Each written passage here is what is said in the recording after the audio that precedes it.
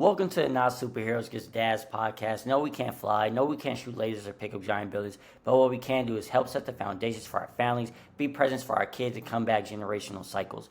On this podcast, we dive into everything dad related, from the struggles we deal with as fathers to what our favorite thing to barbecue is. Hello, I'm Sean Laurie, and guys, we are back with a part two of my boy Daniel.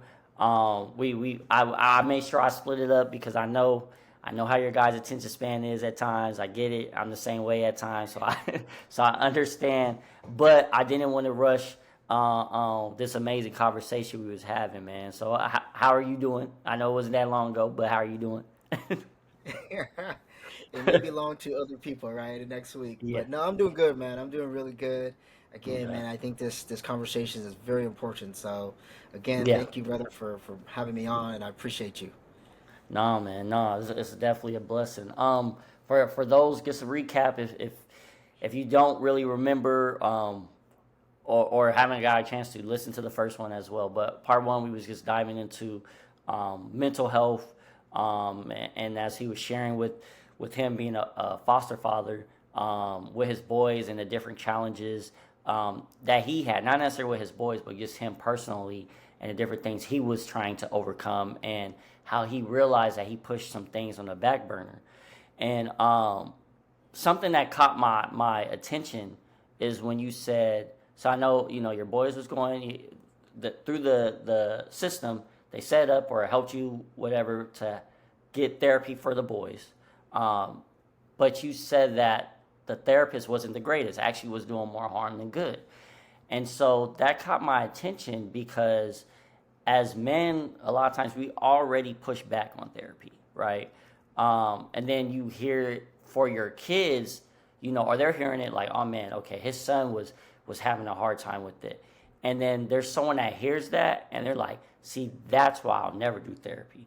That's why, it's BS, or it doesn't help, or it makes it worse. Or so what would you say to someone that would give pushback for with that? Wow, that's a great point. I didn't even think of it in that perspective, and I definitely want to kind of put context to that, right? Um, and especially if you're really kind of looking into therapy, or if you're because kind of on edge, or if you're even on that side of like I told you therapy ain't great. My biggest thing is you have to find the right therapist, and especially as kids they don't know what that means. And so I knew that my boy at the time, this wasn't the right therapist for him, and Yeah, because of that, I had to advocate for it. yeah, And advocating for it didn't mean I'm taking him away from therapy or I don't agree with therapy, because I am going through therapy right now, and I highly yeah. recommend to everybody. And even for me, I was fortunate enough that the first one that I had an interview with, that's my therapist to this day. Mm, I did have conversation with two other therapists outside of that, or I'm sorry, another therapist, which two total.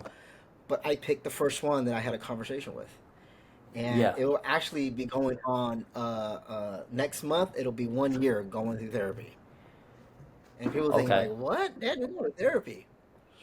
But I highly, again, it's all in the connection of your therapist.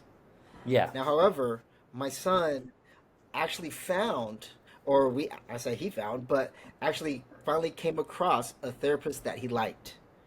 And that was one of Okay. the things that's like, okay, good, yes, awesome, amazing. He liked, it was easier for him to go to therapy. Actually, all three of them was easy to take them to therapy. They were going through that process, but at the same time, they were also going through just the routine, as they Mm, have to just go to therapy because that's what the foster system does.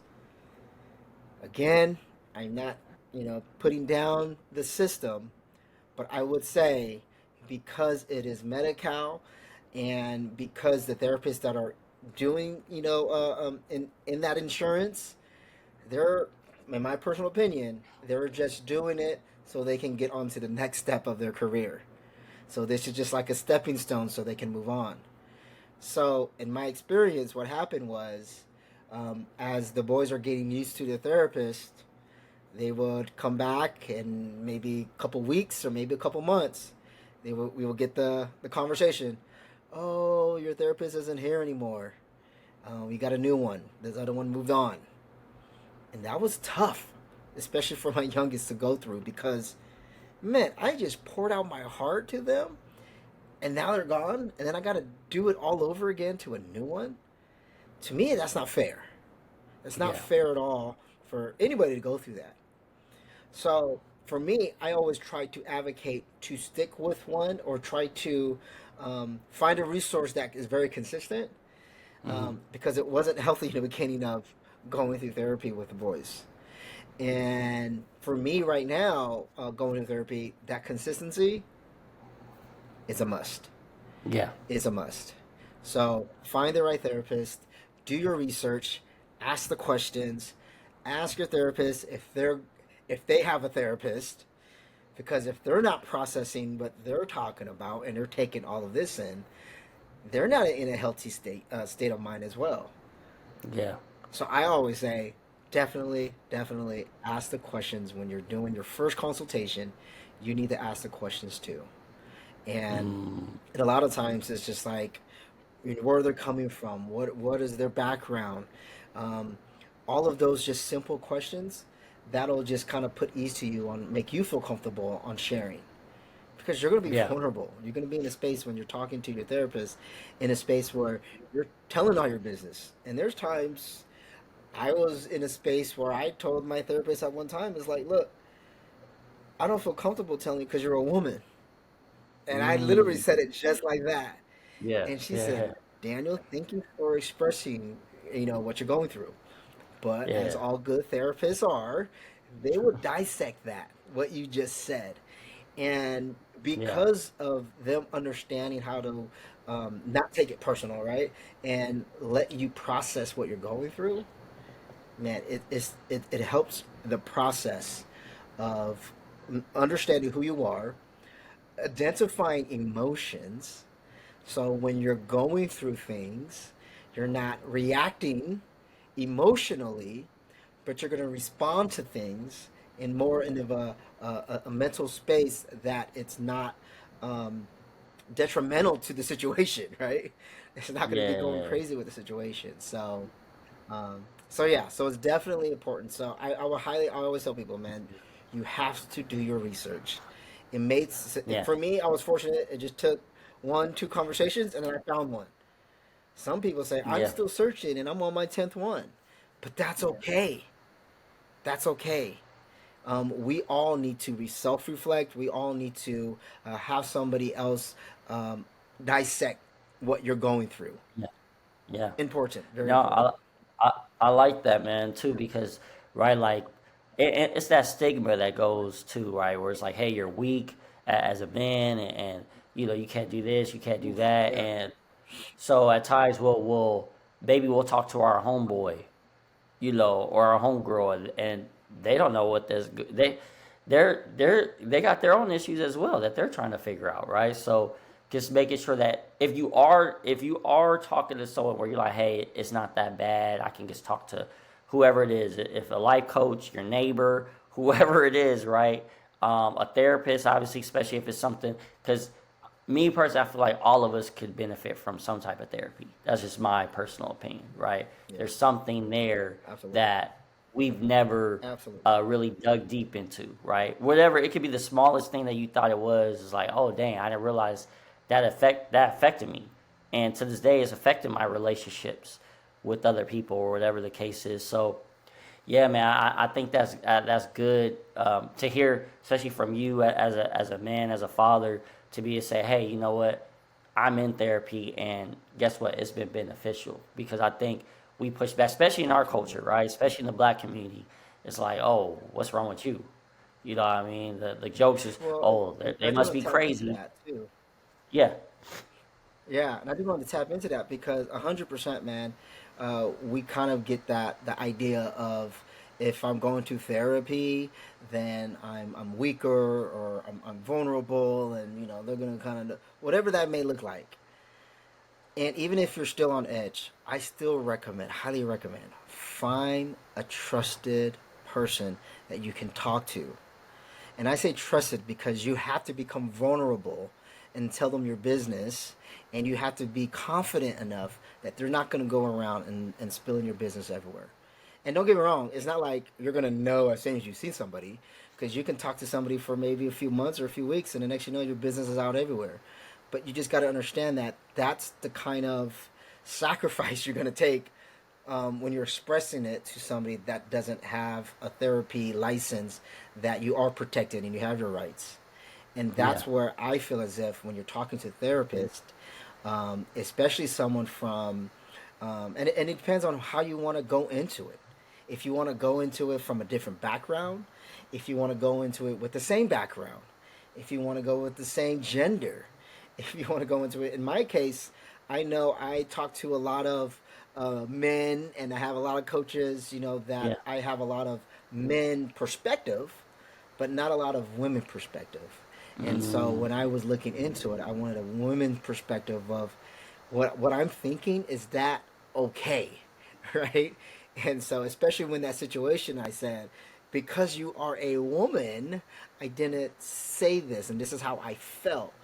And mm, man, she tapped into that real quick, and it definitely let me identify some emotions that I've been through, and even in my yeah. past relationships that I was dealing with, because I didn't want to share something with her Mm, as a woman. And yeah. so it just helps you, man. Just helps you just process it. I tell you that much. Yeah. Yeah. No, it's funny you said it because that's what I was thinking when you said that. Right. It came, at least in my opinion. I could be wrong. It felt like it came from, hey, you know what? Um, I've dealt with women that's had an agenda that wanted to use certain things against me, right? Where, oh, this woman is unbiased, she's a professional, she's really just Yeah. wants to help me, right? But having someone maybe trying to use certain things against me, and that now that brings me to the question of how, being a single father is already difficult. I joke at times with some of my friends, like, man, I can't imagine how it is in the single game now, because it's just I the clips I see from women. Hey, you took me to the Cheesecake Factory. Oh, you're no good. Like all this wild stuff that I be seeing, right? Like I'm like, oh my gosh, I'm so glad I retired my jersey. Right, I'm out the game. So. Um, so you being a single father, right? like like dealing with just being a single father in general, but then you add in, hey, I'm a single father. Also, I have three boys. Oh, not only do I have three boys, but also, I I view them strictly as my boys, but by terms, yes, these are my foster kids, but these are my sons. I'm raising them. They're part of my life. They're a huge part of my life. How was that for you? Because it's already difficult, just in general, as far as you don't want to put no one on blast, of course, but just as far as like for you, your experience, how was that? Well, I would say, all that social media stuff with the cheesecake, that's the younger generation, right? If I want to tap into that generation, then I'm gonna be dealing with it. But I think when you get, or in my age, I can say it's you're kind of in spaces where you already know what you kind of want. You know what you're going to be dealing with, and so even dating, having the boys, having the conversations with the women I was with at the time, and reflecting on a lot of things, because they had kids themselves. So they were going through their stuff with her kids, and I was going through stuff with my kids. So we can really relate to those things, right? But I think too, also, it's when you can have real conversations with these women, and when you can express what your needs are, and if I can fulfill those needs, or if she can fulfill those needs, then we can move forward. However, because of the honest conversations, that at the time we knew we couldn't fulfill those needs on both sides.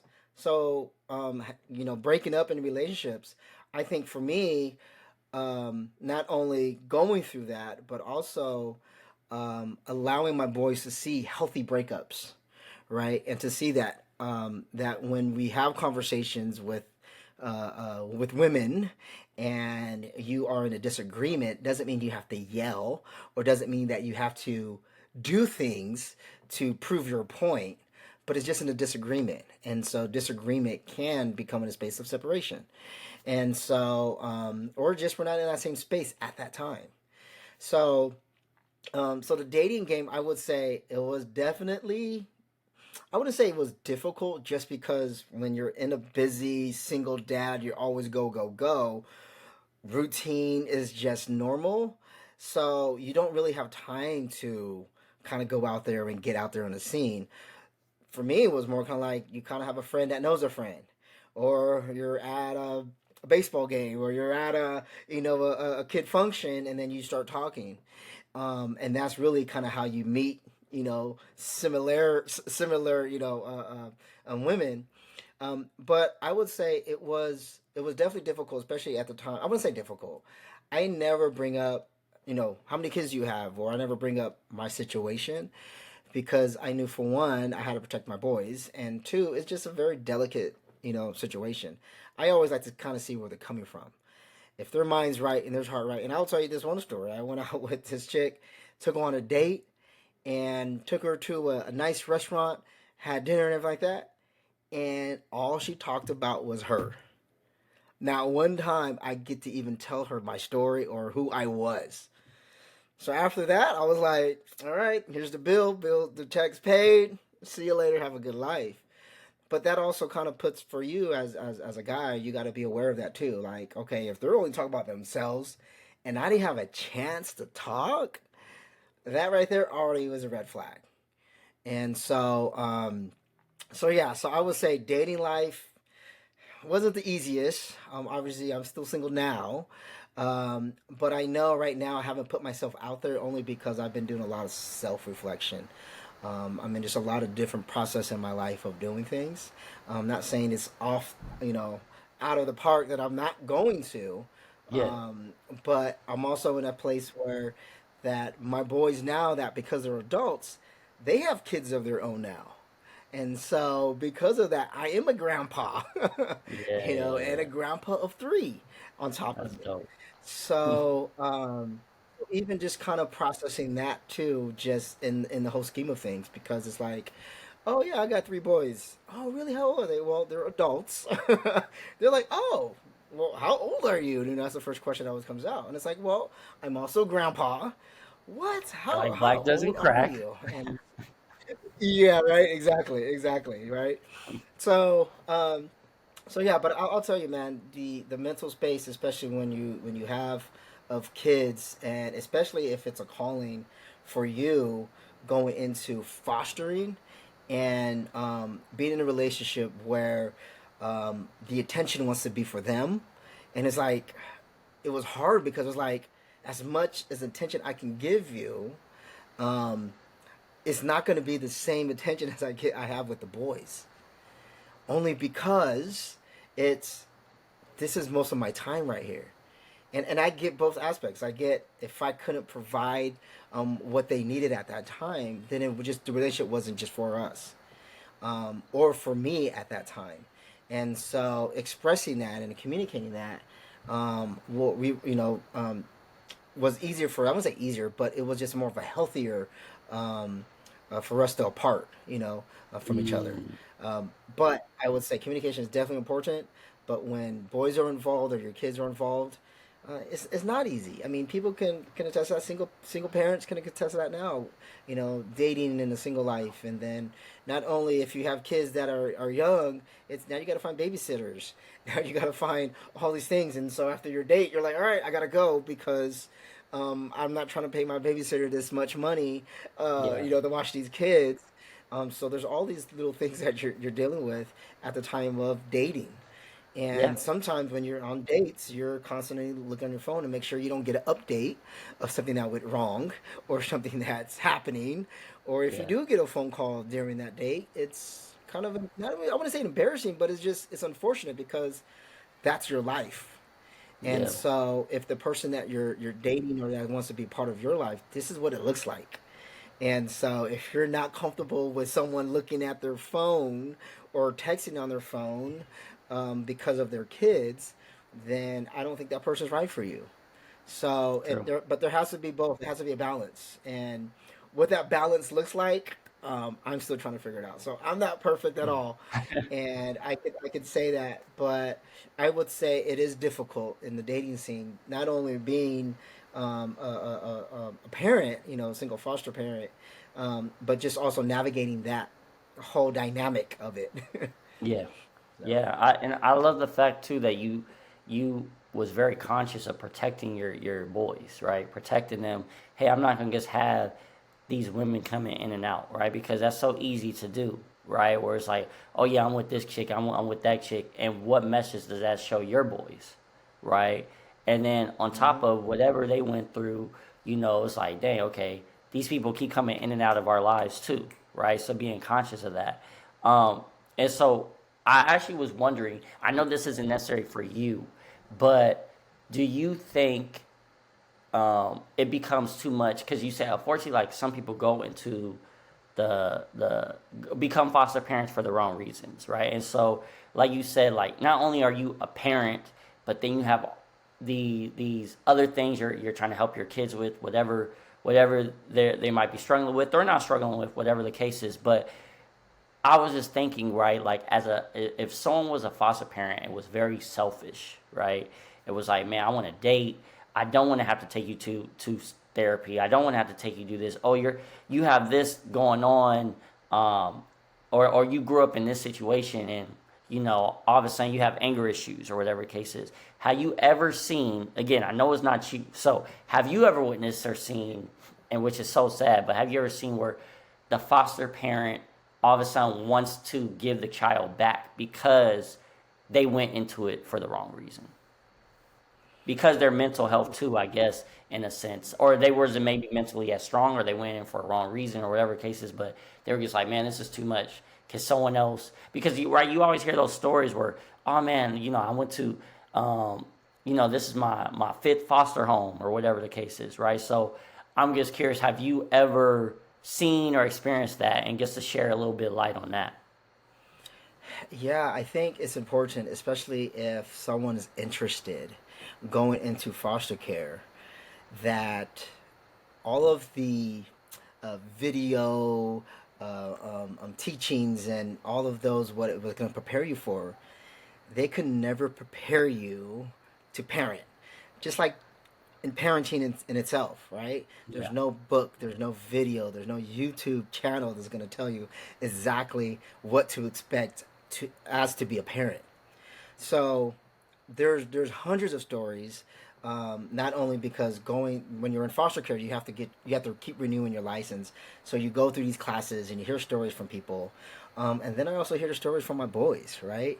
And Mm, what they've gone through in their past foster homes, and but I think too, it's when I went into this, I wanted to change the narrative, right? Because first thing people think of, oh, foster care, man, that's good money. And it's like, uh, no, it's not. It's yeah. not in a space where you're going to be making bank, right? But if you're thinking that already, the first thing to go into, yeah, you're going it for the wrong reason. At the same time, people do go into it in the space of, oh, I want to help the kid. I want to help, their situation. And I always tell people, don't go in there helping the kid because the kid is going to be helping you. They're going to Yeah. expose you to a lot of mental health challenges that you're dealing with, Mm, and that's just even as a parent, right? Your yeah. kids will challenge you and bring you back to your childhood. Like, look, when someone talked to me this way, this is how I react. Whoop de whoop. Yeah. But I think in that space too, just as a foster parent, you're thinking, oh, I'm going in to help the kid. And don't get me wrong, Mm, you have the resources to help the kid, but don't think this kid wants it. yeah. Kids don't go into foster care because they want to be in foster care. That is the misconception. They're in foster care because they got taken away from their family. Mm, yeah. And because of that, when they get taken away from their family, the only thing that they know is their family. So they just know yelling, they know the pain, they know the hurt. That's all they know.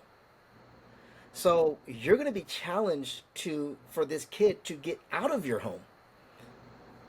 And that's I hear a lot of stories like that. And don't get me wrong, there was times in my situation where the kids definitely challenged me. And there's two things that I've learned. not to say. It's it's my house. You don't say that. Mm, It's my mm, house, it's my rules. Don't say that. I've learned how to change that up real quick, right? yeah. Um, and the other thing too is when we're going through these kind of ideas of trying to be hard on them, sometimes again that's what they want because they don't want to be in your home. They want to Mm, get out of it. They want to go back to their family, and they think moving from a home to home, eventually their mom and dad is going to want them back for whatever reason or whatever situation they were from. yeah. So those are Yeah. the kind of the ideas and the mentality that we have to kind of understand too. It's not like these kids want to be in foster care. Nobody wants to be in foster care. Yeah. Yeah. And don't get me wrong, there's stories where kids was like, put me in foster care because I'm in a really bad situation. But those are really mature kids and they know what the situation is. But most times they have other family members they can go to as well, right? But I think overall, in a general, the idea of when kids are in it and when you're going into it for the money or to even go in there, I want to bless these kids and I'm gonna, help them. Those to me, those are the two wrong reasons. Yeah. So why really? Because don't get me wrong, I was the same way. I went into it. Oh yeah, I want to bless these kids. I want to bless the kids, give them a space and all that. Give them a healthy home and all that. But I've learned I was challenged by my boys that during their time in my home that they wanted to get out of my home. And I'm Mm, not saying in that it was directly like that, but there was things yeah. that Yeah. they Yeah. did that they would try to Yeah. me, right? But because my purpose, I knew my purpose, that I knew not to say, this is my house, or get out of my house, you don't belong here. That I knew not to say those things. And trust me, my boys challenged me to the T of trying to get those words out of me. They did. And I stuck to my ground to not say those words. And that made them understand that the consistency of what who I am, right? And the Mm, consistency of what love actually looks like. This is why I still have conversations with them. That's why they're still involved in my life. This is why I'm part of their kids' life. yeah. It's because of they understand what that consistent love looks like. Mm. So yeah. That's dope. That's dope, man. I love it. I love it, man. And I definitely, you know, I'm hoping people hear this, and if you're interested in it, definitely, go into it for the right reasons. I'm praying that those people Absolutely. that want to get into it do go into it, and because we do need more people like you, man. I want to give you your flowers, Daniel. You're. I've known Appreciate you it, for a man. while. You're amazing guy with such a big heart, and obviously it's never easy in general being a parent, but just the different we all have obstacles that we deal with as fathers. But just to hear your story, man, is definitely an inspiration, and I'm thankful, man. I'm just thankful for you coming and doing the second part with me, actually doing the second part with me, and just Yes, dropping sir. these gems, bro. I definitely appreciate you, man. Yeah, man. Thank you too, man. Having me on here. It's been a pleasure, man. It's been great. Always great talking with you, man. And just as a brother, man, I appreciate you. Love you, my guy. And Yes, sir. I know we don't hear that a lot from men, but man, I love you, Yeah. dog. I really do. Oh And no, I I love you, appreciate you man. even Love. having this space right. Yeah. Yeah. Yeah, all love, Yeah, man, man. and even to have the space, brother, with this podcast, man, is it's gonna be big, bro. And I love it. I love all the podcasts. I've been watching them too as well. Love listening to it, all the perspectives, and it's just great, man. I think it's important that something like this is out there, and for people to hear it, and to people to listen to it, man, because it's needed, man. Us dads, we don't have that space, and it's Yeah. definitely nice to have a space to go to. So Yeah. thank you, brother. Yeah, man. No, I appreciate it, man. I'm humbled by that, man. I'm definitely humbled, and we're gonna keep pushing forward for sure, guys. Like always, guys, make sure you like, make sure you subscribe, tell a friend. Appreciate the support from everyone, like always, guys. And remember, you don't have to be perfect, but you always have to be present. See you on the next one, guys.